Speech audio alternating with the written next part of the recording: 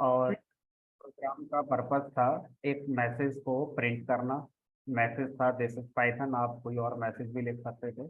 उसके बाद मैंने इसको पाइथन फाइल में सेव करा।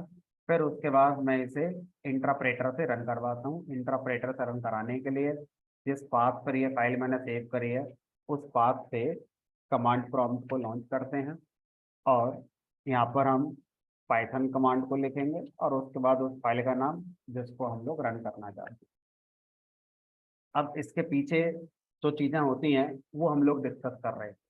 तो इसके पीछे बताया गया था कि इंटरप्रेटर पहले हमारे प्रोग्राम को, कंपाइलर एक कंपोनेंट होता है, उसे कंपाइल करवाता है जिसमें हमारे सिंटैक्स एरर चेक होते हैं कि कहीं हमने कुछ गलत तो नहीं लिखा है। और अगर सब कुछ सही लिखा होता है तो फिर हमारा कंपाइलर क्या करता है, हमारे लिखे पाइथन फाइल को बाइट कोड फाइल में कन्वर्ट कर देता है। फिर उस बाइट कोड फाइल को हम पीबीएम कंपोनेंट को आगे बढ़ाते हैं और पीबीएम कंपोनेंट फिर हमारा क्या करता है, उस बाइट कोड को मशीन कोड में कन्वर्ट करता है। फिर हमारा सीपीयू उस मशीन कोड को एग्जीक्यूट कर देता है और उसके बाद जब हमारा आउटपुट आ जाता है तो मशीन कोड डिलीट कर दिया जाता है और जो बाइट कोड बना था उसको भी डिलीट कर दिया जाता है। अब इस अप्रोच में जब भी हम अपने प्रोग्राम को रन करवाते हैं तो इंटरप्रेटर से अपना सोर्स फाइल रन कराते हैं। अब सोर्स फाइल का मतलब क्या होता है, वो फाइल जो हमने बनाई उसको सोर्स फाइल कहते हैं। तो पाइथन की प्रोग्रामिंग के कॉन्टेक्स्ट में तीन तरह की फाइल होती हैं जो हम यूज करते हैं या बोलते हैं। एक है सोर्स फाइल, एक है बाइट कोड वाली फाइल और एक है मशीन कोड। तो मशीन कोड किसी फाइल में सेव होता नहीं है। तो सोर्स फाइल वो जो पी वाई फाइल होती है जो हम बनाते हैं। सोर्स मतलब जो चीज़ जहाँ से शुरू होती है। तो हमने लिखना शुरू करा था वो थी पाइथन फाइल। उसके बाद उसका बना बाइट कोड, फिर बाइट कोड का बना मशीन कोड। ठीक है। तो अब इन तीन टर्म्स को अगर मैं लिख लूँ यहाँ पर, एक होता है सोर्स कोड, एक होता है बाइट कोड और एक होता है मशीन।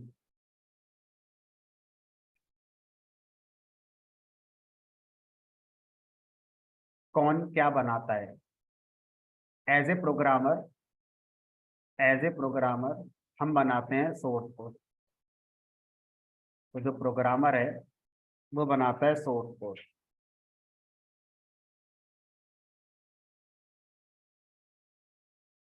तो प्रोग्रामर ने सोर्स कोड लिखा। फिर वो जो सोर्स कोड होता है वो किसके लिए होता है, कौन पढ़ता है सोर्स कोड को? कंपाइलर। कंपोनेंट आया हमारा कंपाइलर।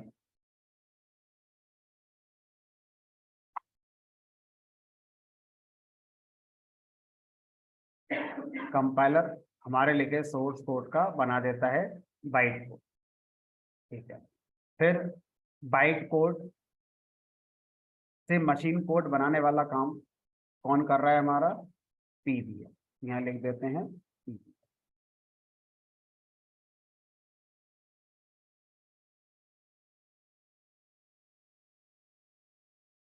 फिर जो मशीन कोड है वो हमारा सीपीयू एग्जीक्यूट करता है। तो इस तरह से सोर्स कोड का बाइट कोड ट्रांसलेशन कंपाइलर करता है, बाइट कोड का मशीन कोड ट्रांसलेशन हमारा पीबीएम करता है।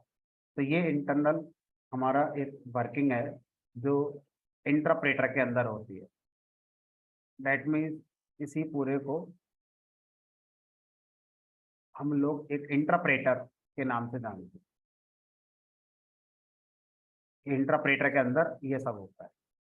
सोर्स कोड देते हैं, कंपाइलर बाइट कोड बनाता है, पीबीएम मशीन कोड बनाता है। अब आज हमें इसको प्रैक्टिकली करके देखना है कि बाइट कोड होता कैसा है देखने में, और इसको क्या हम किसी फाइल में सेव करके रख सकते हैं सो डैट अगली बार इंटरप्रेटर से हम बाइट कोड ही रन करवाएंगे। अगर हम इंटरप्रेटर से बाइट कोड रन करवाएंगे तो एक स्टेप बच जाएगा हमारा और सब पीबीएम ही मशीन कोड बनाकर हमें देता रहेगा। देखते हैं कैसे इस काम को करते हैं। तो ये मेरी पाइथन फाइल हो गई जो कल मैंने बनाई थी P1 वाली। अब यहाँ पर हम एक कमांड लिखेंगे,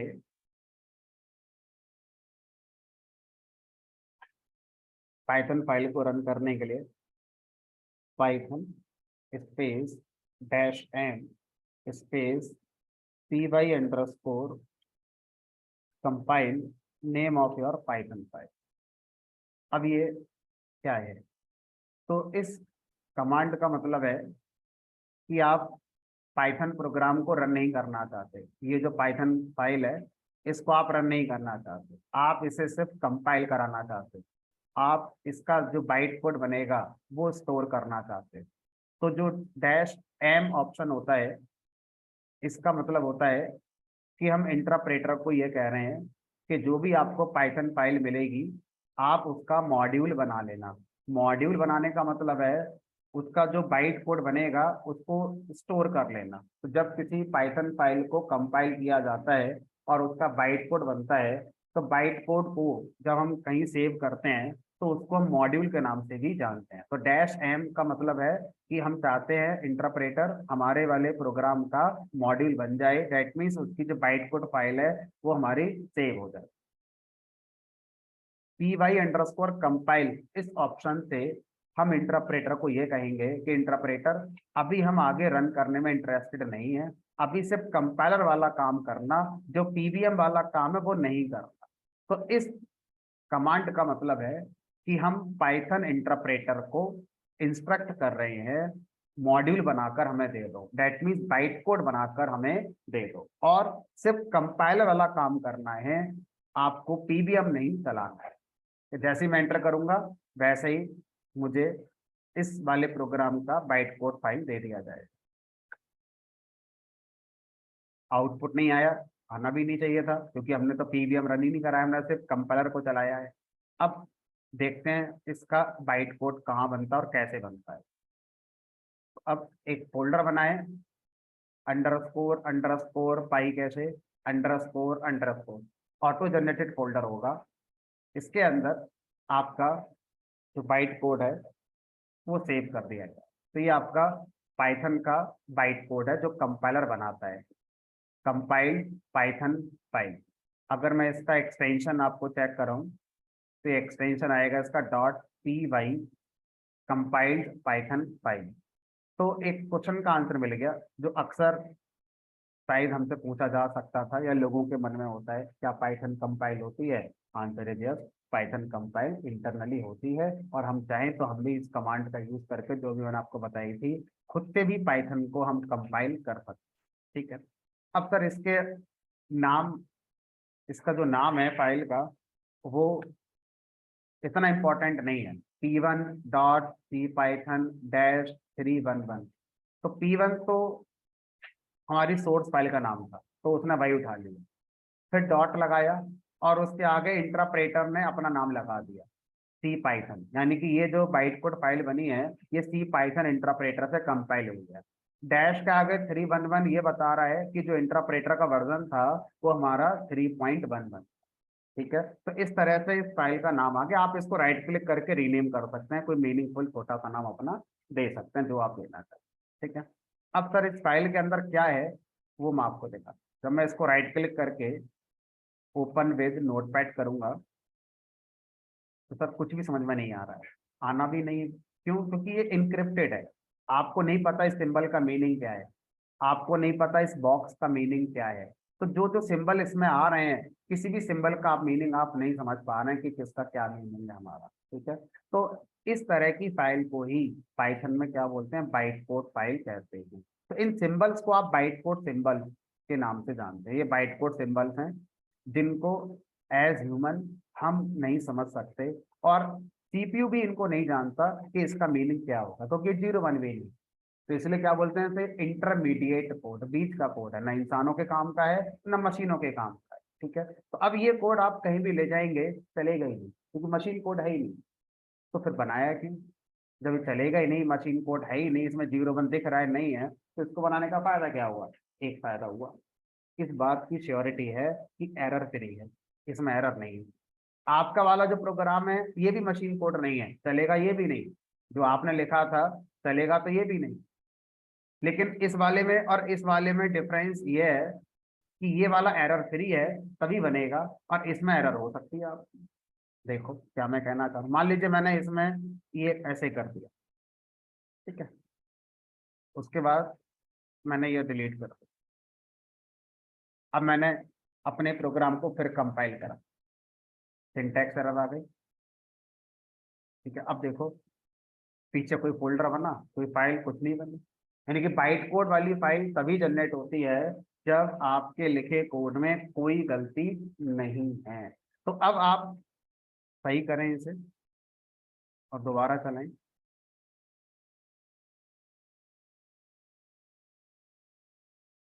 आप चलाएंगे तो चलेगा, देखिए।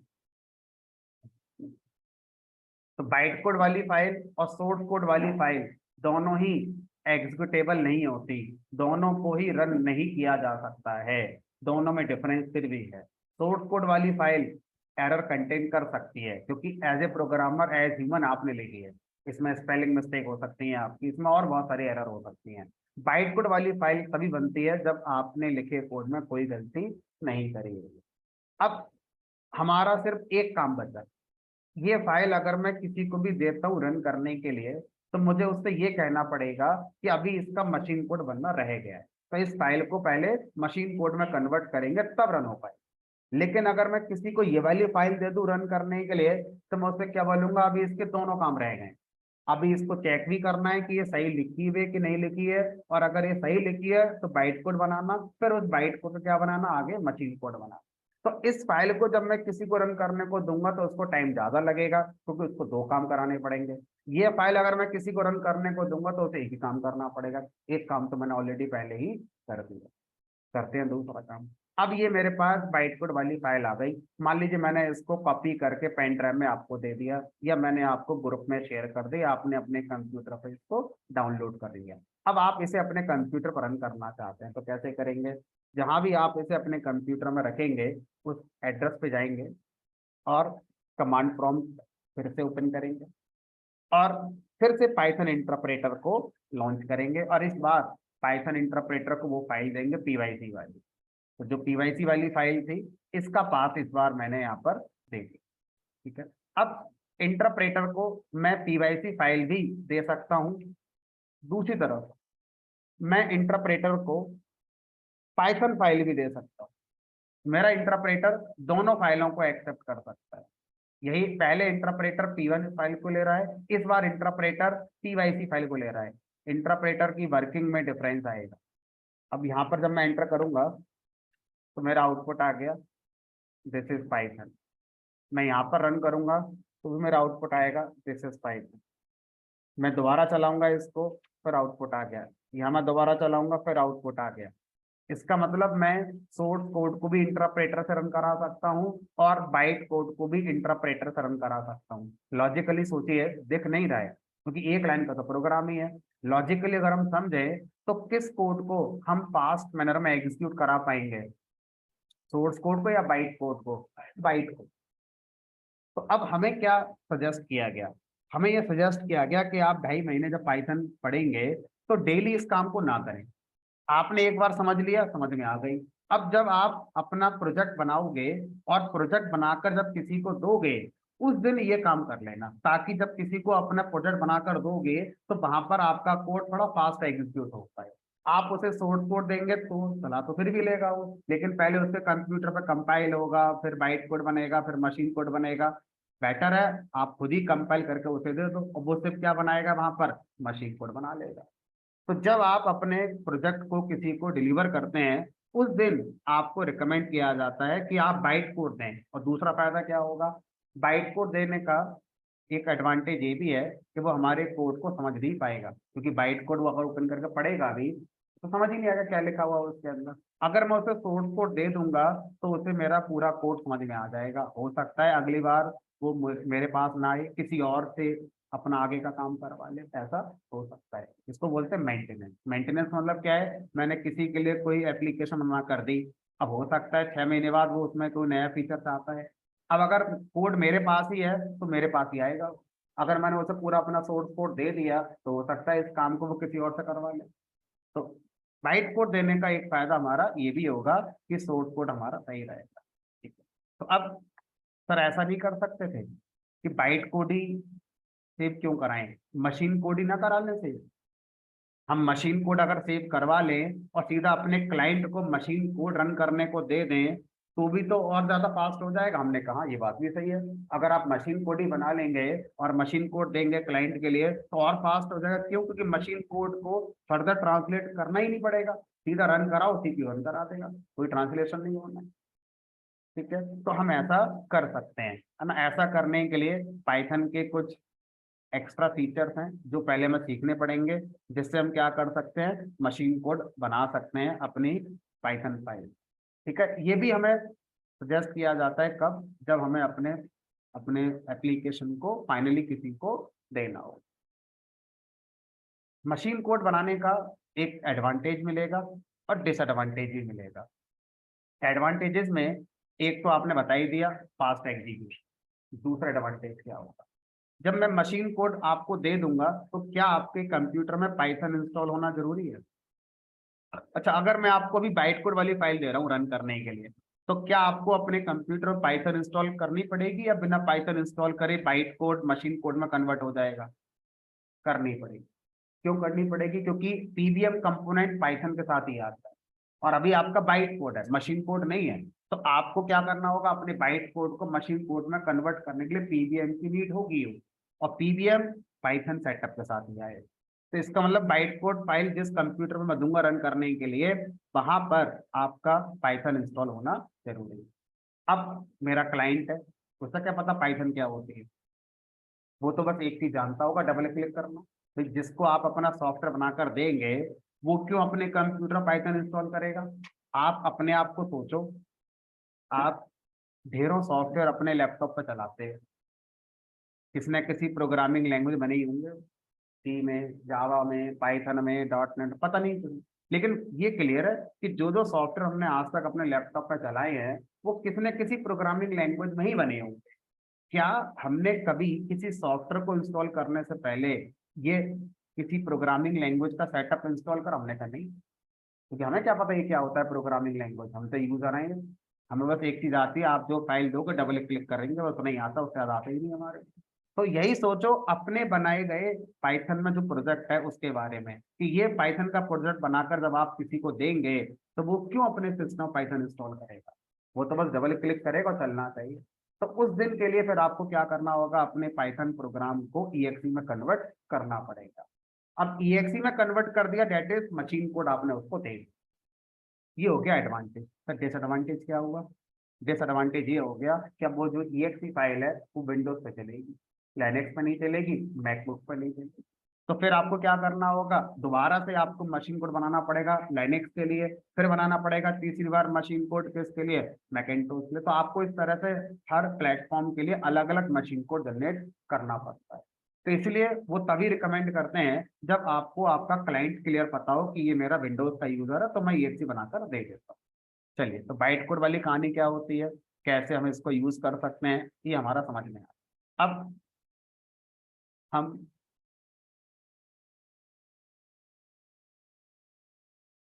जाइथन इंटरप्रेटर के अंदर का थोड़ा सा पढ़ेंगे, है ना। अब अगर मैं जाइथन से प्रोग्राम को रन करवाऊं, सेम यही कहते हुए कि जाइथन आप भी ऐसे ही करना।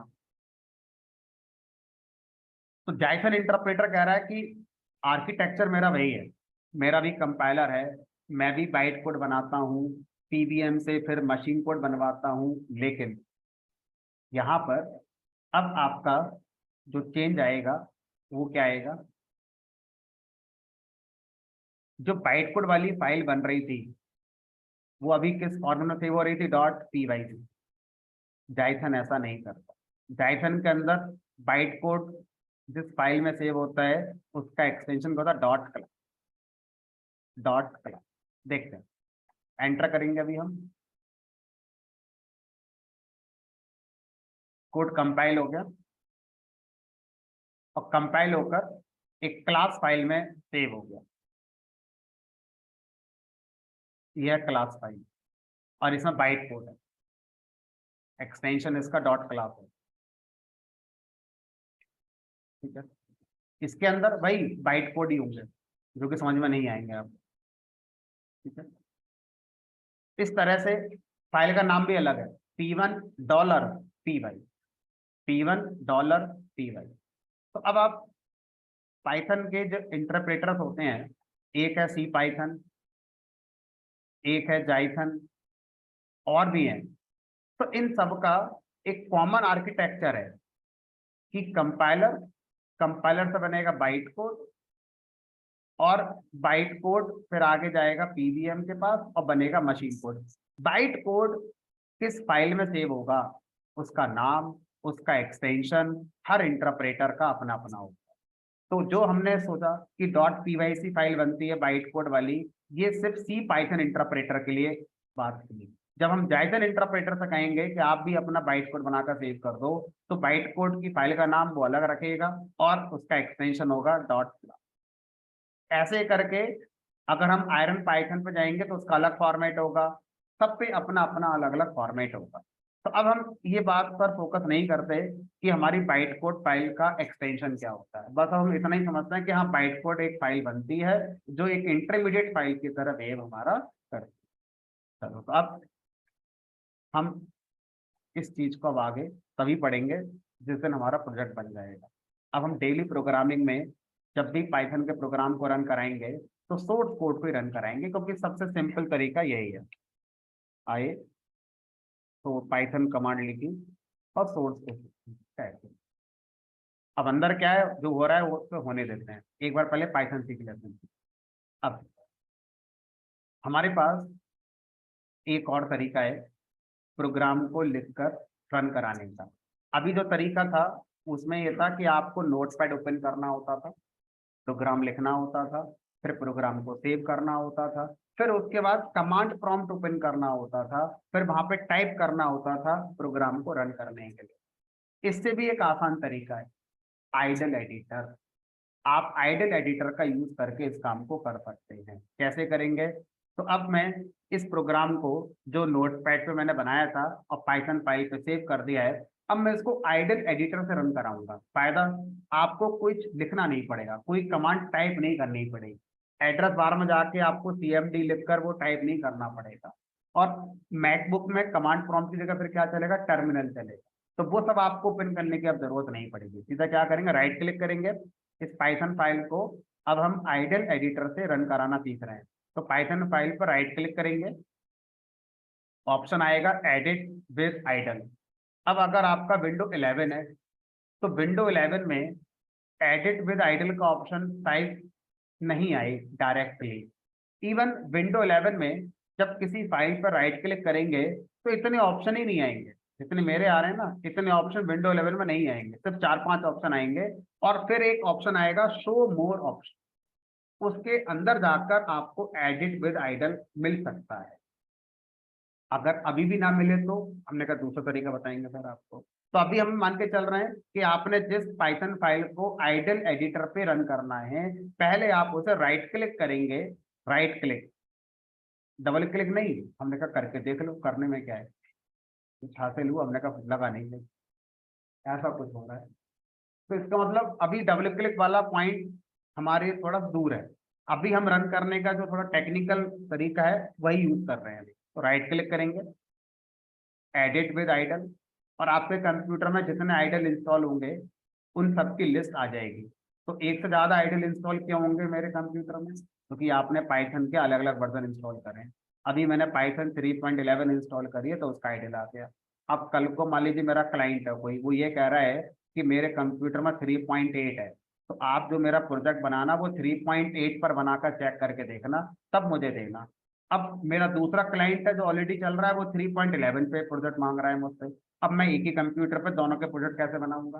तो मैंने दो अलग अलग पाइथन इंस्टॉल कर रखी है, 3.11 भी कर रखी है, 3.8 भी कर रखी है। अब मैं जो कोड बनाऊंगा वो 3.8 पर रन करूंगा, तो राइट क्लिक करूंगा, एडिट विद आइडल, और यहाँ पर इसके नीचे एक ऑप्शन और आ जाएगा, एडिट विद 3.11, सेकेंड ऑप्शन आएगा edit with 3.8, and so on. और अगर आपने एक ही कर रखी है तो फिर एक ही ऑप्शन आएगा, कर दिया ओपन। तो ये आपका प्रोग्राम आइडल एडिटर में ओपन हो गया। अब रन करना है तो रन नाम से एक ऑप्शन आ रहा है, इस पे क्लिक करेंगे रन पे, और यहाँ पर पहला ऑप्शन आएगा रन मॉड्यूल, या यहाँ पर F5 प्रेस करेंगे तो F5 प्रेस करने शॉर्टकट की हो गई, उससे ही प्रोग्राम रन हो जाएगा। रन हो गया सर, आउटपुट आया है, सेम आया है, सेम ही आएगा। लेकिन सर ये विंडो कौन सी है, कमांड प्रॉम्प्ट तो नहीं है। तो आइडल की अपनी एक विंडो है आउटपुट दिखाने की, जिसको हम बोलते हैं शेल विंडो, आइडल शेल। तो इस तरह से अगर आप इस प्रोग्राम को फिर रन करना चाहते हैं, रन पे जाएंगे, रन मॉड्यूल, और अगर आप शॉर्टकट की यूज करना चाहते हैं तो F5 प्रेस कर दीजिए, रन हो गया। और अगर आपने इस शेल विंडो को क्लियर करना है तो क्लियर करने का मतलब इसे क्लोज कर दीजिए, और जब आप चलाएंगे तो फिर से हमारा ये स्टार्ट हो। इस तरह से हम क्या कर सकते हैं, आइडल एडिटर पे प्रोग्राम को आसानी से रन कर सकते हैं। हमें कोई कमांड प्रॉम्प्ट ओपन करके कुछ कमांड टाइप करने की जरूरत नहीं होगी, स्पेलिंग मिस्टेक होने के चांस थोड़े कम होंगे रन कराते समय। ठीक है, तो ये एक थोड़ा सा बेटर हमारा हो जाता है। और एक और फायदा इसमें आइडल के साथ जाने का, तो आइडल के साथ जाने का एक फायदा ये है कि इसका जो कोडिंग लिखने का कलर कॉम्बिनेशन है ये थोड़ा बेटर है नोटपैड से। नोटपैड में जो भी हम लिखेंगे वो सेम कलर से लिखा जाएगा, जबकि आइडल एडिटर में अगर आप कुछ लिखते हैं तो ये कलर कॉम्बिनेशन बनाकर हमें देता है। इससे थोड़ा सा हमें लिखते समय अंदाजा हो जाता है कि हम जो लिख रहे होंगे वो सही लिख रहे हैं या गलत लिख रहे हैं। जैसे आप ध्यान से देखो, कोई भी स्ट्रिंग अगर मैं लिख रहा हूं तो वो ग्रीन कलर से हो जाती, ये तभी होगी जब प्रॉपर लिखी गई है। कोई भी लाइब्रेरी का फंक्शन जब मैं टाइप करूंगा तो पर्पल कलर का हो जाता है, ये तभी होगा जब वो सही लिखा गया है। अब मान लीजिए मैं जल्दीबाजी में एन लिखना भूल गया, तो अब जब मेरी हैबिट हो जाती है कोडिंग करते करते आइडल में, और अचानक से मुझे कोई फंक्शन टाइप करना और ऐसा हो गया, तो उसी समय मुझे लगेगा शायद कुछ गलत कराया है, क्योंकि अगर फंक्शन सही लिखा होता उसका कलर बदल जाता। अभी नोटपैड होगा तो क्या होगा मुझे कुछ नहीं पता, जब मैं लिख लूंगा पूरा प्रोग्राम 100 लाइन का और फिर मैं कंपाइलर को दूंगा, तब पता चलेगा लाइन नंबर 1 पर ही मैंने गलती कर दी। तो इससे क्या होगा, कोडिंग थोड़ी फास्ट होती रहती है, चांसेस थोड़े कम हो जाते हैं कि मैं एरर कर रहा हूँ। ठीक है, तो इससे थोड़ा एडवांटेज मिल जाता है, बट ये कोई स्टैंडर्ड टेक्निक नहीं है प्रोग्राम लिखने की। ये एडिटर का अपना एक फीचर है जिससे आप चाहें तो यूज कर सकते हैं। तो इस तरह से बाकी जो एडिटर है, VS कोड हो गया या जुपिटर हो गया या और भी एडिटर होते हैं, उनके अपने कलर कॉम्बिनेशन होंगे। हर पाइथन एडिटर पे फंक्शन पर्पल कलर का नहीं होगा, हर पाइथन एडिटर पे स्ट्रिंग ग्रीन कलर की नहीं होती है, हर एडिटर का ये अपना अपना कॉम्बिनेशन होगा। तो इसलिए एक बार एक एडिटर पे अच्छे से प्रैक्टिस कर लो, है ना, 50 60 100 प्रोग्राम बना लो, ताकि ब्रेन को सब सेटिंग समझ में आ जाए। फिर जब 100 प्रोग्राम बना लें फिर दूसरे एडिटर पर स्विच करो, ताकि हमारे ब्रेन को दूसरे वाले एडिटर का भी क्या हो जाए, एक्सपीरियंस हो। क्योंकि हम जब जॉब करने जाएंगे किसी कंपनी में, तो हमें नहीं पता कि वहाँ आइडल मिलेगा या VS कोड मिलेगा कि जुपिटर मिलेगा। हो सकता है उनका अपना ही कोई कस्टमाइज एडिटर हो जो मार्केट में कहीं मिलता ही नहीं है, बस उन्हीं के पास हो सकता है वहां पर कोडिंग करनी हो। ठीक है, ऐसा ऐसा ही होगा, इस बात के चांस ज्यादा है। ठीक है, अब अगर मैं यहाँ पर मान लीजिए स्ट्रिंग को ये करना भूल गया, तो सर पहचान कैसे हो रही है कि मैं अभी गलत हूँ सही हूँ, मैं ध्यान से देखो। ये जो पैरेंथेसिस था, ये ओपनिंग पैरेंथेसिस हो गया, ये क्लोजिंग वाला हो गया। देखो ओपन वाला जो वो किस कलर से है, ब्लैक, तो क्लोजिंग वाला भी कैसा होना चाहिए, ब्लैक। मतलब क्या है, अभी स्प्रिंग खत्म नहीं हुई है। अब देखो जैसे मैं लगा दूंगा, तो ये प्रैक्टिस करते करते आपको और बेटर समझ में आएगा। मैं चाहूँ तो कॉन्फ़िगरेशन में जाके कलर कॉम्बिनेशन चेंज कर सकता हूँ, किसके लिए मुझे क्या कलर देना है मैं यहाँ से बदल सकता हूँ। चूज कलर, बताओ किसके लिए कौन सा कलर देना चाहते हो, ये default colour combination, technical point कुछ नहीं है। ठीक है, अब मुझे एडिटर आइडल पे प्रोग्राम को रन करना आ गया। अब अगर आपसे कहा जाए कि विंडो 11 में कुछ लैपटॉप में आइडल एडिटर राइट क्लिक करने पर फाइल पर ऑप्शन नहीं आता, ऐसा है, विंडो 11 में ऐसा है, कुछ विंडो 11 के वर्जन में ये ऑप्शन आपको नहीं मिलेगा, इवन शो मोर ऑप्शन के अंदर भी नहीं मिलेगा। तो उस केस में आप क्या करेंगे, सर्च बार में जाएंगे और सर्च बार में जाके टाइप करेंगे आइडल। अब ये जो तरीका है ये स्टैंडर्ड है, आप चाहे लिनक्स पे हो, चाहे मैकबुक पे हो, चाहे विंडोज पे हो, चाहे विंडो 11 है, चाहे विंडो कोई सही है, सब में ये तरीका काम करेगा। सर्च बार में जाएंगे और वहां जाकर टाइप करेंगे आइडल, IDLE, आइडल का आपका ऑप्शन आ जाएगा, तो ओपन करेंगे। फिर यहां से फाइल में जाएंगे और ओपन, जहां पर आपने अपनी पाइथन फाइल बनाई है वो पाथ आप दे दीजिए, ओपन, ओपन हो गया।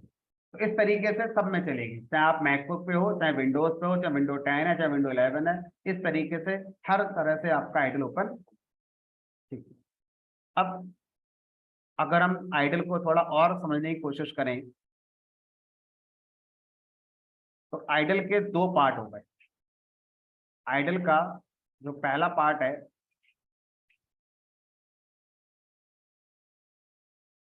वो हमारा कहलाता है editor window,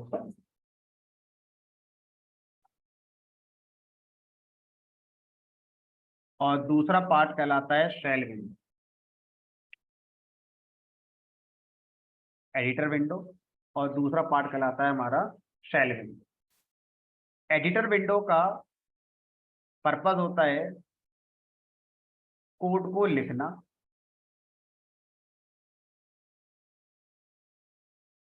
to write and save Python.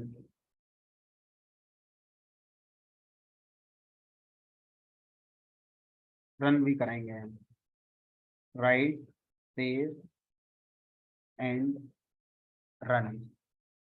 Right भी करोगे, सेव भी करोगे, रन भी करोगे पाइथन को। शेल विंडो का काम क्या है, जो भी आपका आउटपुट आएगा वो कहाँ देखेगा, वो शेल विंडो पे देखेगा। यूजर प्रोग्राम में कुछ इनपुट देगा तो शेल विंडो से प्रोग्राम में जाएगा। जैसे आपने दो नंबर को मल्टीप्लाई करने का प्रोग्राम बनाना है, एंटर फर्स्ट नंबर, यूजर ने नंबर दे दिया, एंटर सेकंड नंबर, तो कीबोर्ड पे जो यूजर नंबर टाइप कर रहा होगा वो शेल विंडो पर टाइप हो रहे होंगे, ना कि प्रोग्राम में जाके सीधे टाइप हो रहे होंगे। फिर शेल विंडो से कहाँ जाएंगे, प्रोग्राम में जाएंगे। तो इसका काम होता है इनपुट आउटपुट इंटरफेस करना, इनपुट आउटपुट इंटरफेस। जो भी आउटपुट आएगा वो शेल विंडो पर आएगा, प्रोग्राम को जो भी इनपुट मिलेगा वो शेल विंडो से मिलेगा।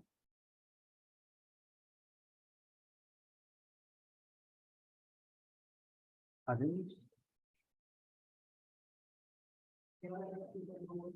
एक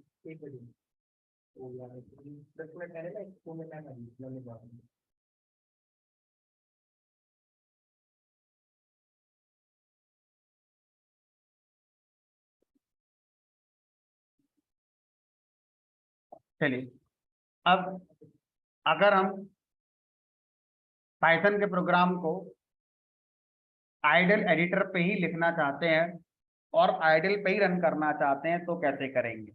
तो सर्च बार में जाएंगे, आइडल टाइप करेंगे। अब आप ध्यान से देखें, बाय डिफॉल्ट जब आइडल एडिटर ओपन होता है तो उसकी कौन सी विंडो डिफॉल्ट ओपन हो रही है, शेल विंडो, आइडल शेल। तो आइडल शेल पे हम लोग आउटपुट देखते हैं। क्या हम आइडल शेल पे प्रोग्राम बना सकते हैं, तो आंसर इज यस।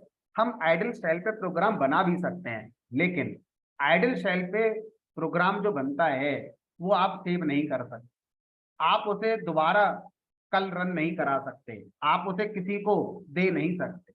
अगर आप ऐसा प्रोग्राम लिखना चाहते हैं जो आप कल भी रन कराएंगे या किसी को दे भी पाए, तो पहले आप उसे पाइथन फाइल में सेव करते हैं।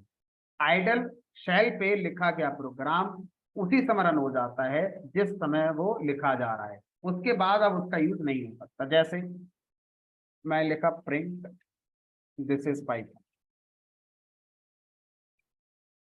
अब ये मुझसे ये नहीं बोलेगा सेव करो इसे, जैसे ही मैं एंटर हिट करूंगा वैसे ही इसको रन करा दिया जाएगा। अब अगर मैं इसको क्लोज कर देता हूं, अब जो मैंने लिखा था वो सब चला गया।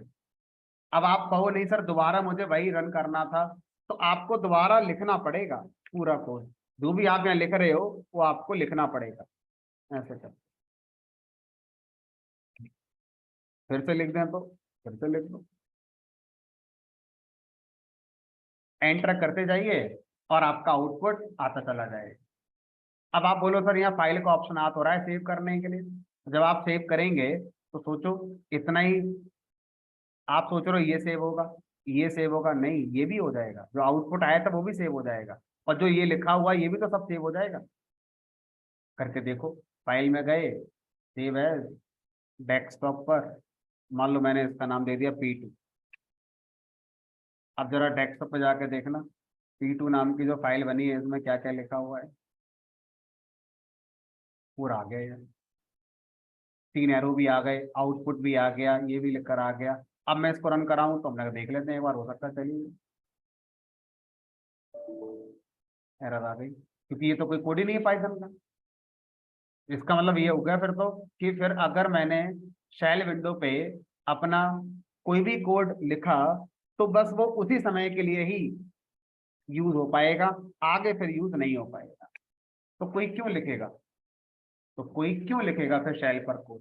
हमने कहा किसी पर्टिकुलर स्टेटमेंट को चेक करने के लिए, जैसे फॉर एग्जांपल किसी ने हमसे कहा कि पाइथन में कोई भी स्टेटमेंट जब लिखा जाता है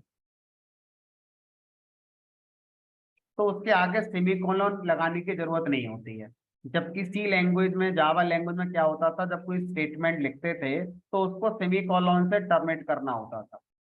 अब मुझे इस बात को चेक करना है ये बात सही है कि गलत, कोई मीनिंगफुल प्रोग्राम नहीं बनाना है, किसी को देना नहीं है मुझे, बस मुझे इस बात को चेक करना है कि ये सही बात है गलत बात है, करके देख लेते हैं। तो हमने कहा प्रिंट, और यहाँ लिख दिया है, और एक बार लगा दिया सेमीकोलन, चल रहा है। अब फिर से कुछ प्रिंट करा के देखा, मान लीजिए हेलो, और इस बार नहीं लगाया, आउटपुट फिर भी आ गया। तो समझ में आ गया कि स्टेटमेंट के बाद सेमीकोलन लगाएंगे तो भी ठीक है, नहीं लगाएंगे तो भी ठीक है, बस इतना ही पर्पस था यहाँ पर प्रोग्राम को रन करा के देखने का। अब इस बात के लिए मैं एक फाइल बनाऊं, पाइथन फाइल, उसको सेव करूं, फिर उसे रन कराऊंगा, मकसद है ही नहीं कुछ ऐसा।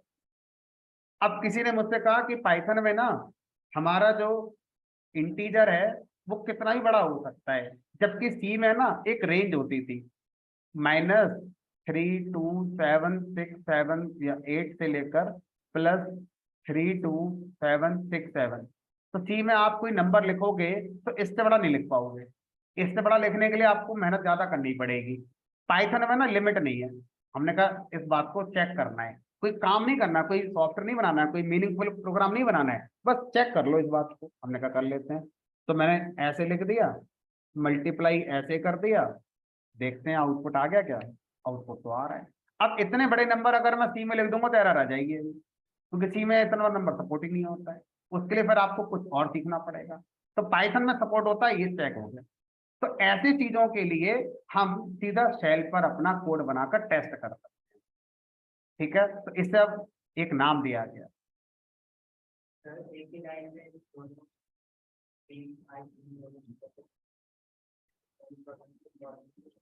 फिर तो है ना, सिंगल स्टेटमेंट के लिए चेक हो गया। अगर आप एक ही लाइन में ज्यादा लिखेंगे तो सिंगल लगाना पड़ेगा। तो इसे बोलते हैं इंटरेक्टिव कोडिंग। इंटरेक्टिव कोडिंग का मतलब क्या है, जैसे ही स्टेटमेंट लिखेंगे, एंटर करेंगे, तुरंत उसे रन कर दिया जाएगा, वो किसी पाइथन फाइल में सेव आपका नहीं होगा। इंटरेक्टिव कोडिंग, ठीक है। तो इंटरेक्टिव कोडिंग की पहचान क्या है, किसी भी एडिटर पर आप इंटरेक्टिव कोडिंग कर सकते हैं कि नहीं कर सकते, उसकी पहचान है 3 एरो। अगर आप किसी भी पाइथन एडिटर जिसको आप नहीं जानते थे, फर्स्ट टाइम आपके सामने वो आया है, अगर उस एडिटर में 3 एरो कहीं आपको दिख जाएं तो ये इस बात की पहचान है कि इस जगह पर इंटरेक्टिव कोडिंग की जा सकती है। आप अपना स्टेटमेंट लिखेंगे, लिखते ही वो एग्जीक्यूट हो जाएगा, आपको कहीं फाइल वगैरह बनाने की नीड नहीं है। ठीक है, तो इस तरह से आइडल शेल पर इंटरेक्टिव कोडिंग की जा सकती है, और आप किसी भी पाइथन फाइल का आउटपुट देखने के लिए भी आइडल शेल का यूज करते हैं। किसी भी यूजर इनपुट को प्रोग्राम में पहुंचाने के लिए भी आइडल शेल का यूज किया जाता है। तो इन जनरल सिचुएशन हम idle shell input output purpose के लिए यूज करते हैं। ठीक है, अब सोचो, अभी मैंने आपको जो पढ़ाया इस बात को थोड़ा और बेटर वे में समझ, मैंने क्या करा, मैंने कमांड प्रॉम्प्ट पे जाके टाइप करा पाइथन, तो पाइथन नाम से एक पाइथन शेल भी आता है। इस पे क्लिक करा मैंने और देखो इसके अंदर यहाँ पर 3 एरो आ गए हैं। अब मुझे नहीं पता ये क्या है, लेकिन मुझे ये समझ में आ गया कि यहाँ पर इंटरेक्टिव कोडिंग की जा सकती है, जबकि आइडल शेल नहीं है। ये क्या है? ये पाइथन शेल है। पाइथन शेल कहाँ से आ गया आपके कंप्यूटर में? पाइथन सेटअप के साथ ये भी आता है। तो यहाँ पर आप इंटरेक्टिव कोडिंग करना चाहते हैं तो कर सकते हैं। आपका ब्लैक एंड व्हाइट आएगा, मैंने कलर कॉम्बिनेशन चेंज करा हुआ है, ठीक है। और देखो मैंने अपने कंप्यूटर का कमांड प्रॉम्प्ट ओपन किया, मैं इस कमांड प्रॉम्प्ट को इंटरेक्टिव कोडिंग के लिए यूज कर सकता हूं। तो पहले क्या करेंगे, पाइथन इंटरप्रेटर की कमांड लिखकर एंटर कर देंगे, और जैसे ही आप एंटर करेंगे, ऐसा कोई फाइल वाइल नहीं देनी है, सिर्फ एंटर कर देना है। आप किसके अंदर आ जाते हैं? इंटरेक्टिव कोडिंग में आ जाते हैं। अब आप कमांड प्रॉम्प्ट पे भी अपनी क्या कर सकते हैं? इंटरेक्टिव कोडिंग करना चाहें तो कर सकते हैं, ठीक है। चलिए, तो अब हम इंटरेक्टिव कोडिंग में फिलहाल इंटरेस्टेड नहीं है।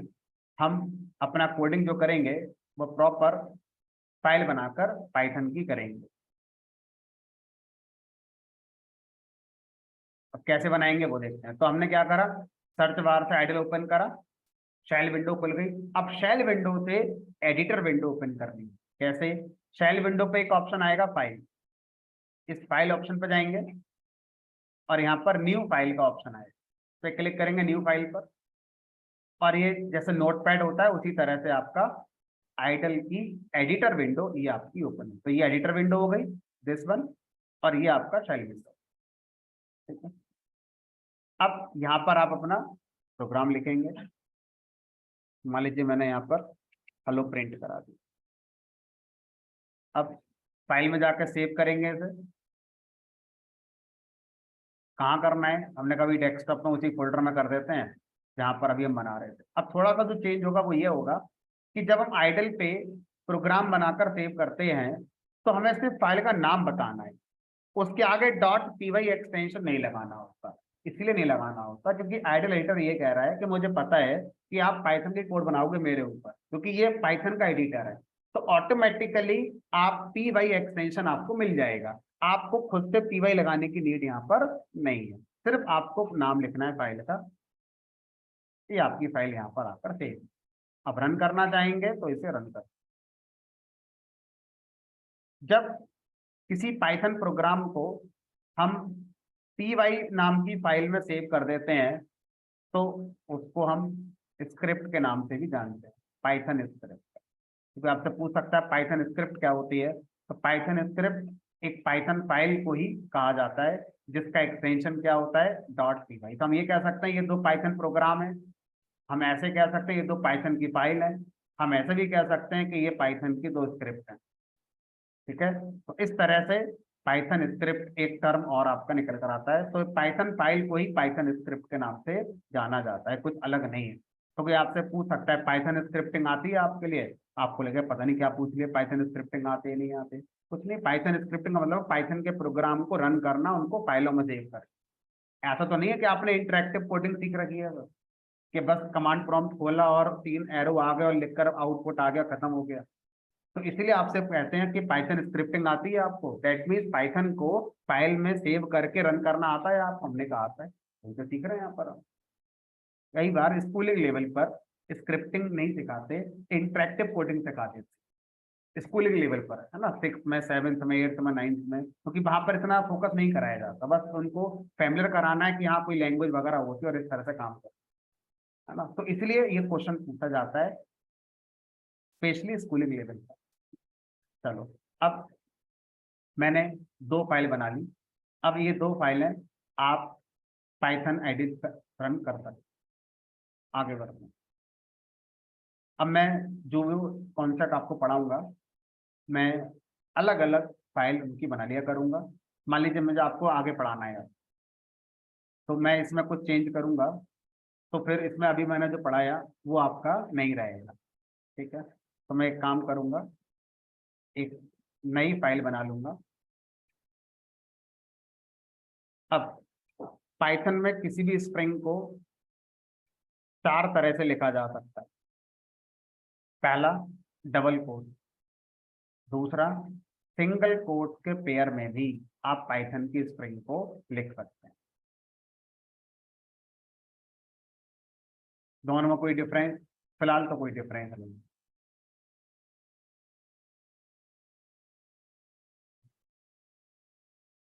पाइथन की स्ट्रिंग को लिखने का तीसरा तरीका, 3 टाइम्स डबल कोट से स्ट्रिंग स्टार्ट करेंगे और मैचिंग 3 टाइम्स डबल कोट से एंड करेंगे। ये भी पाइथन की स्ट्रिंग लिखने का एक तरीका होता है। चौथा तरीका और आखिरी तरीका है पाइथन की स्ट्रिंग लिखने का। फिर कंपैरिजन की बात करेंगे।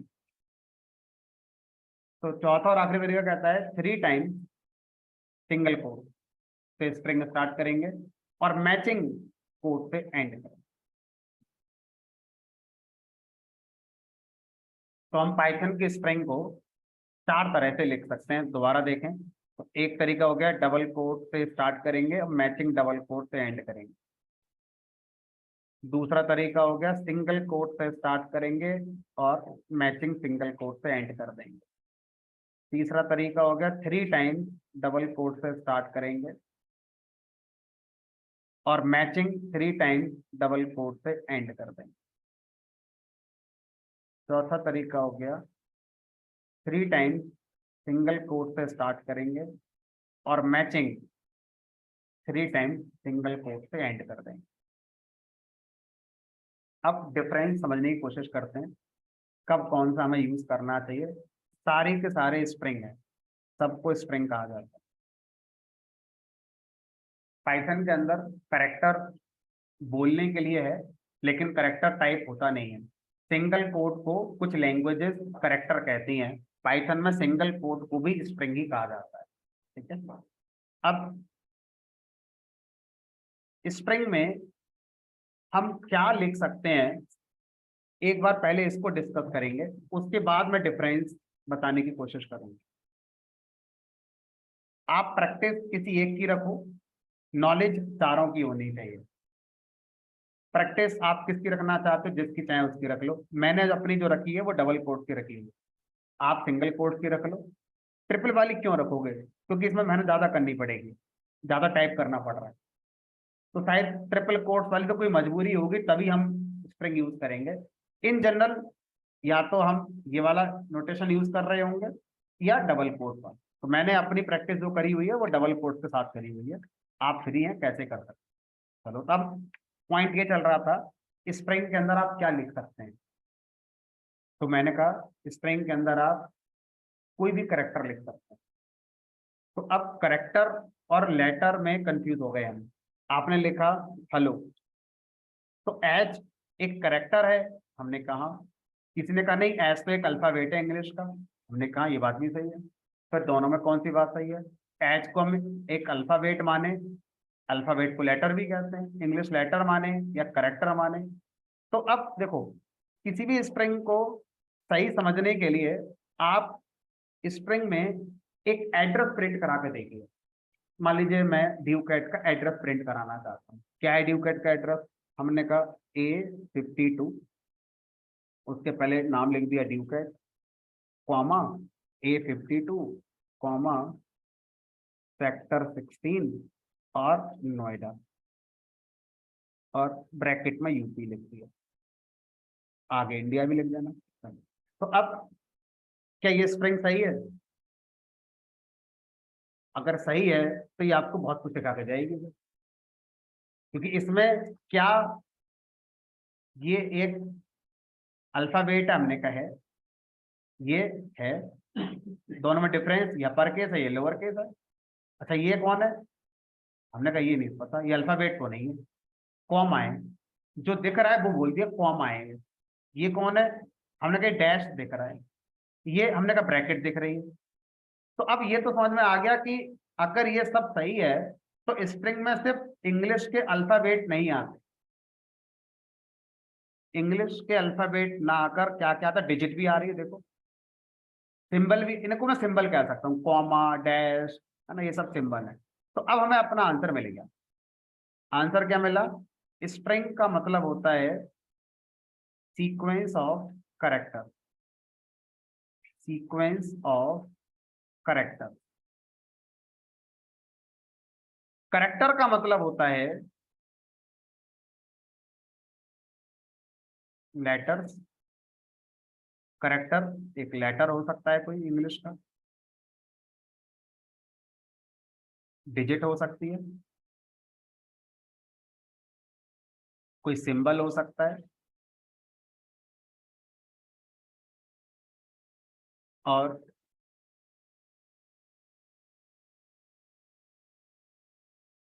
स्पेस भी हो सकता है, स्लैश टी भी हो सकता है, स्लैश एन भी हो सकता है, स्लैश यू भी हो सकता है। इन सब को वन वर्ड में करेक्टर कहते हैं। तो करेक्टर सुपर सेट हो गया अल्फाबेट का। अल्फाबेट तो लिमिटेड है, 26 लोअर केस वाले, 26 अपर केस वाले, टोटल 52 निकलेगा। लेकिन करेक्टर इन सबका सुपर सेट है। करेक्टर में ये भी आएगा और चीजें भी हमारी आएंगी। ठीक है, तो अब अगर मैं इसे रन कराऊंगा,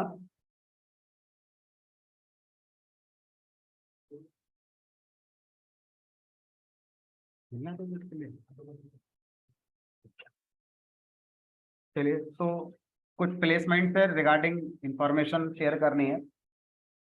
तो जो प्लेसमेंट हमारे इंचार्ज हैं, मैम है हमारी, तो ये आपको कुछ बताएंगी रिगार्डिंग प्लेसमेंट, कैसे कैसे क्या है आगे। कितना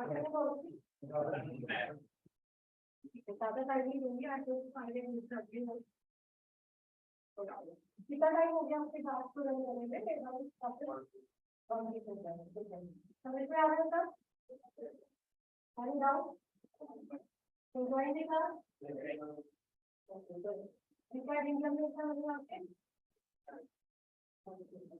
ठीक है, तो एक स्मॉल फेवर से ये चालू होंगे आपसे, और बाकी बाकी पेशेंट को भी हेल्प करेंगे, तो आप भी पेशेंट कोऑर्डिनेटर है। ओके, जो भी आप पढ़ाई कर रहे हैं नेक्स्ट क्वेश्चन को अच्छे से करें। ठीक है, नो नो वेरी वेल कि देखो इंडिया, अगर बात करूँ मैं in terms of growth in what, China को भी हम बात दे रहे हैं पॉपुलेशन में, राइट, हाईएस्ट पॉपुलेशन। कुछ सुनना ऑनलाइन भी है, तो एक बार ये लगा लीजिए, बैठ रही है उनको मिल जाएगी। ठीक है, उनको मेरी आवाज आ रही है? आप जाइए बस ऑनलाइन। ओके, हेलो, यस, ठीक है, I am audible to you? Hello, so मेरा कहना ये था, हाईएस्ट पॉपुलेशन कंट्री बन गए हम लोग, राइट, बीटिंग चाइना ऑल्सो। तो आप देख पा रहे हैं कि मैन पावर सबसे बड़ा इशू हो रहा है आज के टाइम में, जॉब फाइंड करना, करेक्ट। एम्प्लॉयमेंट के लिए सब चाहते हैं, कैंडिडेट्स बहुत सारे अवेलेबल है मार्केट में, बट उनको जॉब नहीं मिल पाती है। उसका रीजन कोई बताना चाहेगा क्या है? यस करेक्ट, और yes correct, and experience, correct, right. देखो, सबसे पहले एक बात आप क्लियरली समझिए कि अगर आपको जॉब फिगर आउट करनी है तो आपको करंट डिमांड को पकड़ना होगा, राइट। आज के टाइम में डिमांड किसकी है? पहले सबका होता था कि बीटेक कर लिया, फिर एमबीए आया, फिर अभी न्यू ट्रेंड आ गया ये आईटी वाला, right. That's why you doing this job. तो फर्स्ट ऑफ ऑल आपको इतना रेडी होना है कि जो भी न्यू टेक्नोलॉजी आई है आपको उसको अडेप्ट करना आता हो। अगर वो अडेप्ट नहीं कर पाते हो, वो टेक्नोलॉजी आपको नहीं आती है, तो वैसे भी आप फिर कहीं नहीं रहोगे, correct, you will be in the absolute category. अगर आज के टाइम में अकाउंटेंट को कंप्यूटर सिस्टम पे अकाउंट्स बनाने नहीं आते तो उसकी बीकॉम पढ़ने की भी बेकार है ना वो, अगर उसको सिस्टम चलाना नहीं आता। सिमिलरली ये स्किल्स इसलिए इंपॉर्टेंट होती है। मैं क्यों आपको थोड़ा ब्रीफली बता रही हूँ, सो दैट यू अंडरस्टैंड कि भाई आपको एक एक चीज कितना इंपॉर्टेंट है सर से समझना, वो कैसे आपको हेल्प करेगा कंपनी के लिए, राइट। कंपनी में ले आऊंगी, कंपनी आ जाएगी, कंपनी इंटरव्यूज लेंगी, बट यू मेक श्योर कि आपको उस स्किल्स के एक्सपर्टीज हो, करेक्ट। पाइथन सभी कर रहे होंगे, जैसे आप सीख रहे हैं सभी सीख रहे होंगे, वो आपको क्यों हायर करे? है ना। आपकी इस नॉलेज में ऐसी क्या चीज डिफरेंट है? सबसे इंपॉर्टेंट चीज कम्युनिकेशन स्किल। अभी जो मैं बात आपको समझा पा रही हूँ अपनी कम्युनिकेशन की वजह से समझा पा रही हूँ ना। आपको सब कुछ आता है बट आपको कम्युनिकेट करना ही नहीं आ रहा है, आपको अपनी कम्युनिकेशन इंप्रूव करनी ही नहीं आ रही है ना। तो वो कहेगा अरे आप तो बता ही नहीं पा रहे हो क्या है पाइथन, राइट। अब to be honest I am from a non IT background but still, right. सबसे पहले आपकी बॉडी लैंग्वेज देखेगा वो, फिर आपकी कम्युनिकेशन स्किल्स देखेगा, फिर वो आपको अपनी कंपनी में हायर करेगा। इंडियंस के पास ऑलरेडी माइंड बहुत अच्छा है, बहुत इंटेलिजेंट है, तभी हमारे पास टॉप ब्रांड कंपनीज में जो है इंडियंस काम कर रहे हैं। सीईओ देख लो आप, गूगल का देख लो, अमेजन का देख लो, you can be next CEO. It's all depend upon your hard work. हमें करेक्ट? यंग एंटरप्रेन्योर्स बन रहे हैं, क्यों, क्या रीजन है? अभी आपने देखा ये जो ओला कैब्स चल गई, सिर्फ एक यंग माइंड ही था कि कोई ऐप बना देते हैं और उस ऐप से ही वो बिलियनर बन गए आज के टाइम में। It can be next you, right. तो सिर्फ कोर्स खत्म करने के लिए नहीं पढ़ना है, मेक श्योर आप उसको एक्सेल करो। सेकेंड चीज जो मैं फेवर के लिए बात करके आई थी, आई जस्ट नीड, आप सभी के पास में स्मार्टफोन होगा, करेक्ट। सिर्फ 2 मिनट डाल के ना आपको एक गूगल रिव्यू डालना है। ड्यूकैट इंडिया गूगल पे जाके सर्च करोगे, नीचे ही कॉलम आ जाएगा, ऊपर वेबसाइट होगी, नीचे की तरफ एक कॉलम आता है वो गूगल रिव्यूज का, उसमें रिव्यूज आप पढ़ भी सकते हैं। उस रिव्यू पे जाके आपको क्लिक करके रिव्यू लिखना है, ओके। एंड कोई भी इश्यू होती है तो आप बात कर सकते हो कोऑर्डिनेटर से, मेरे साथ भी आप डायरेक्टली आके बात कर पाएंगे। But yes, I want best results. Best results तभी पॉसिबल है जब आप बेस्ट तरीके से ट्रेनिंग लेंगे और आप अपनी कॉम स्किल्स पे भी साथ साथ काम करेंगे, इंग्लिश पे काम करेंगे। बाद में अगर ये चीजों अगर पैरेलली आपकी डे 1 से अच्छी चल रही है तो ऑब्वियसली सबको ही प्लेसमेंट मिलेगा, करेक्ट। चलो, thank you so much for your time, मैं मिलती रहूंगी आपसे। Okay, okay, all the best.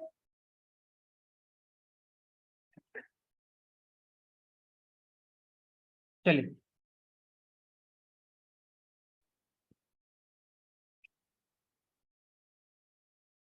चलिए। सो हम लोग डिस्कस कर रहे थे कि अगर हम पाइथन में स्प्रिंग को समझना चाहते हैं तो string is a sequence of character, and character can be alphabet और सिंबल और digit and other characters also like slash T slash N, जो भी हम कवर करेंगे। अब इसको रन कराएंगे तो आउटपुट आ गया। अब ये बताइए कि हम ज्यादा बार एड्रेस को मल्टीपल लाइन पर देखना प्रेफर करते हैं, है ना। तो मुझे मल्टीपल लाइन पर इसको लिखना है। मैंने क्या करा, मैंने प्रोग्राम में गया और मल्टीपल लाइन मैंने ऐसे करके लिख दी। अब मैं देखता हूँ क्या मुझे पाइथन की स्प्रिंग अलाउ करती है कि इस तरह से आप प्रोग्राम में मल्टीपल लाइन पर लिख सकते हैं। तो we are getting syntax error, it is not allowed. तो हमने कहा नहीं, अभी हमारे पास ना 4 ऑप्शन है, देखते हैं चारों में कोई तो डिफरेंस होगा, कहीं हो सकता है इसी बात का डिफरेंस हो सकता है ना होता हो, कुछ और करना पड़े। तो एक बार चारों लगा कर देख लेते हैं। दूसरे वाले तरीके का यूज करा हमने यहाँ पर, तो यहाँ भी आपको सेम। कोई बात नहीं, हमारे पास अभी 2 ऑप्शन और बचे, एक ये है, ये चल गया।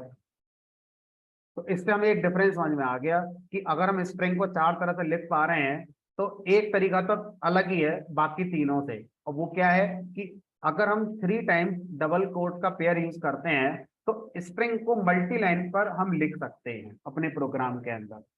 अब चौथा तरीका, उसको भी यूज करके देख लेते हैं एक बार। एंड फोर्थ वे कि 3 टाइम्स सिंगल कोट्स लगाएंगे।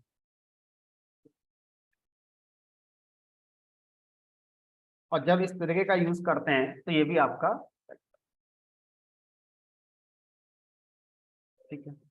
अब अगर हम इस कॉन्सेप्ट को 2 पार्ट में डिवाइड कर दें कि हमारी पाइथन की जो स्प्रिंग होती है, ये हमारा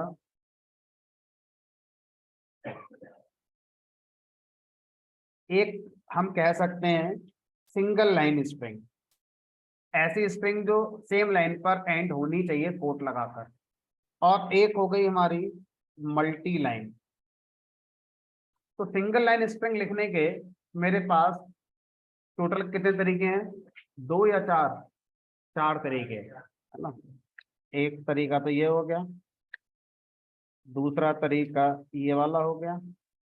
भाई ये जो 3 टाइम्स वाला है, इसने ये तो नहीं कहा था ना कि मुझे तभी यूज करना जब मल्टी लाइन आप लिखेंगे। आप सिंगल लाइन के लिए भी 3 टाइम्स वाला पेयर यूज कर सकते हैं, लेकिन आप अपने आप से क्वेश्चन पूछिए कि क्यों कर रहे हैं आप ऐसा। ऐसा करने में आपको कोई एडवांटेज तो मिलेगा नहीं, अननेसेसरी आपको ज्यादा और टाइप करना पड़ेगा। तो शायद आप इन नॉर्मल सिचुएशन ऐसा नहीं करेंगे, लेकिन एरर भी नहीं है कि अगर करते हैं। तो टोटल 4 तरीके हो गए अगर हम सिंगल लाइन स्ट्रिंग की बात करते हैं। लेकिन मल्टी लाइन स्ट्रिंग अगर हम प्रोग्राम से लिखना चाहते हैं तो सिर्फ 2 तरीके हैं मेरे पास, एक ये वाला और एक ये।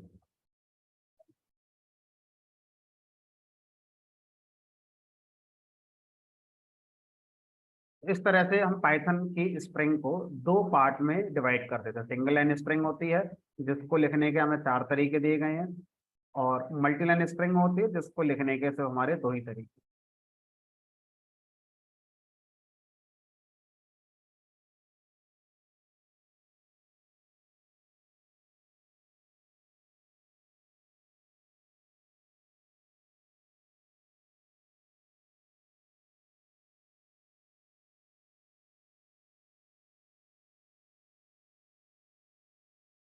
चलिए, अब थोड़ा सा मैं आपको अपना एक्सपीरियंस बताता हूँ रिगार्डिंग प्लेसमेंट, है ना।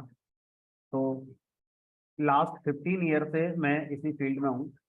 तो मेरा जो एक्सपीरियंस है प्लेसमेंट के रिगार्डिंग वो ये है कि जब कोई कंपनी आती है तो पहला राउंड टेक्निकल स्किल होता ही नहीं। पहला राउंड जो है वो टेक्निकल स्किल होता ही नहीं है। पहला राउंड क्या होता है, जिससे शॉर्टलिस्ट हम कर पाए, भीड़ को कम कर पाए। हमारे यहाँ पर कंपनी आई, अब मान लीजिए मेरे बैच में 50 बच्चे, आपके वाले बैच में, इस तरह से एक दिन में 4 बैच लेता हूँ, तो 200 बच्चे तो मैं पढ़ा रहा हूँ सिर्फ यहाँ पर। मेरे जैसे और भी 3-4 ट्रेनर हैं जो पढ़ाते हैं यहाँ पर। तो सोच कर देखो कि अगर कोई कंपनी आएगी तो 400 से 500 बच्चा बैठ गया उसमें, वैकेंसी कितनी है, 10। उस पर इतना टाइम ही नहीं है कि 500 लोगों का इंटरव्यू ले। कैसे ले सकते हैं 500 लोग इंटरव्यू? तो क्या करेंगे, शॉर्ट लिस्ट करना शुरू करो।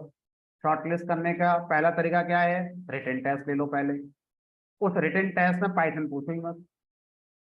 क्या पूछो उसमें, उसमें एप्टीट्यूड पूछो, रीजनिंग पूछो। रीजनिंग में जैसे मान लीजिए ये है, उसके बाद ये है ना, उसके बाद फिर मान लीजिए ये बना दिया।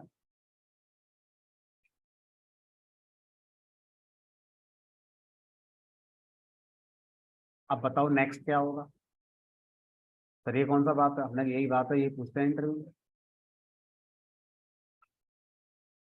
अब ये 3 साइड है, ये 4 साइड है या 5 साइड, अब जो भी शेप आएगा 6 साइड वाला आएगा। केमिस्ट्री पढ़ी तो बेंजीन, बेंजीन था ना वो, बेंजीन तो शेप होता है ऐसा 6 वाला, हेक्सा वाला, ये आएगा यहाँ पर। तो ये पूछेंगे पहला राउंड में, जैसे पाइथन का कोई कंट्रीब्यूशन ही नहीं। एक ट्रेन इधर से जा रही है इतनी स्पीड से, एक ट्रेन इधर से आ रही है इतनी स्पीड से, बताओ कब क्रॉस कर जाएंगे, है ना। तो ये क्वेश्चन आपसे, अरे फिजिक्स होना, ये तो जनरल एप्टीट्यूड वाली बात है। अरे तो यही है ना। तो सबसे पहला राउंड जो होता है वो यही होता है, जिसको हम एप्टीट्यूड रीजनिंग के नाम से जानते हैं। ठीक है,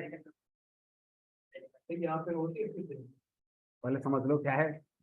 पहला तो ये होना चाहिए कि हमें ये पता होना चाहिए कि होता क्या है। और आपका गुड लक ये है कि आपकी स्टार्टिंग में आपको पता चल रहा है। बैड लक उन लोगों का होगा जिनका बैच खत्म हो गया, अब उन्हें पता चल रहा है, ये भी होता है ना।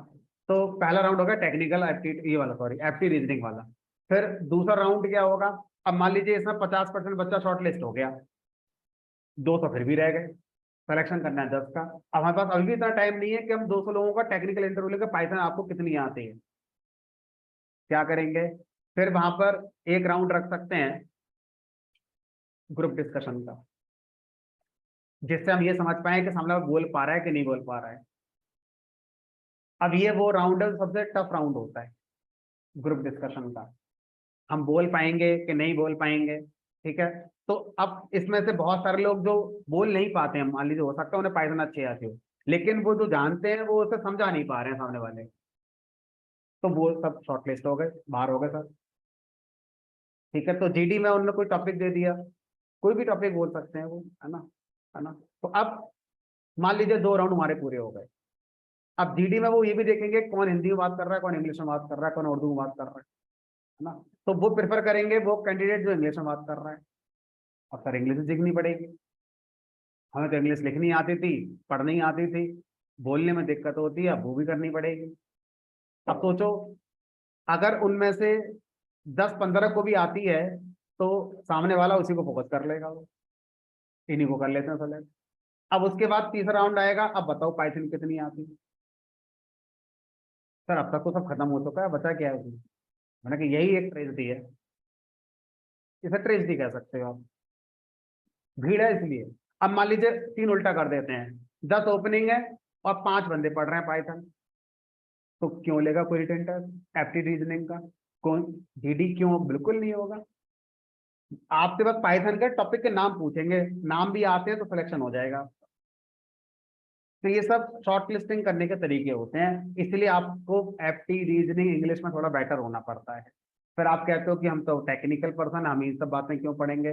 भाई आप सही हो अपनी जगह, लेकिन भीड़ को कैसे हटाओगे। यूकेट में इतने पढ़ रहे हैं, बराबर वाले में पढ़ रहे हैं, फिर पूरे एनसीआर में, फिर पूरे इंडिया में भीड़ तो बहुत है ना सर।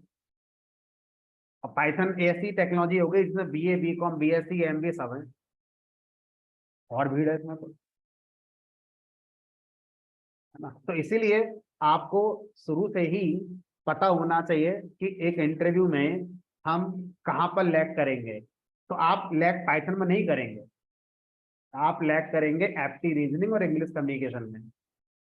तो वहां पर काम आपको करना शुरू करना है। अब जैसे उन्होंने पूछा क्या हम कराएंगे ये, तो हम कराएंगे। अब इसका क्या प्रोसेस है, वो आपके कोर्स की फीस में है या उसका अलग है, मुझे इसका आइडिया नहीं। तो ये आप अपने काउंसलर से या जो अभी मैम आई थी, मैं एक बार इनसे डिस्कस कर लूंगा कि भाई क्या इसका एक ऑप्शन है कि जिनको एप्टी रीजनिंग इंग्लिश कम्युनिकेशन में दिक्कत है, तो उनके लिए क्या कॉन्सेप्ट है हमारा। तो ये आप अपने अपने काउंसलर से या जो भी मैम आई थी इनसे डिस्कस अपना कर सकते हैं कि जी हमें तो अभी से इंग्लिश में जो कुछ क्लासेस हैं उन्हें देनी शुरू कर दो, या एप्टी रीजनिंग का जो भी होता है एक बार हम बताना शुरू कर दो, ताकि हम पाइथन के पैरेलल में इन चीज़ों को करते रहें। तो आंसर इज यस, हम भी ये क्लासेस प्रोवाइड करते हैं। अब उसका प्रोसेस क्या है मुझे उसका आइडिया नहीं। चलो फिलहाल आज इतना रखेंगे। अब कल हमारा थर्सडे है ना, तो थर्सडे को, हाँ वही मैं आपसे कह रहा हूँ, थर्सडे को हमारा बैच ऑफ रहता है, तो हमारी अब जो अगली क्लास होगी वो होगी फ्राइडे को। फ्राइडे को मिलेंगे 12 बजे, ठीक है। सैटरडे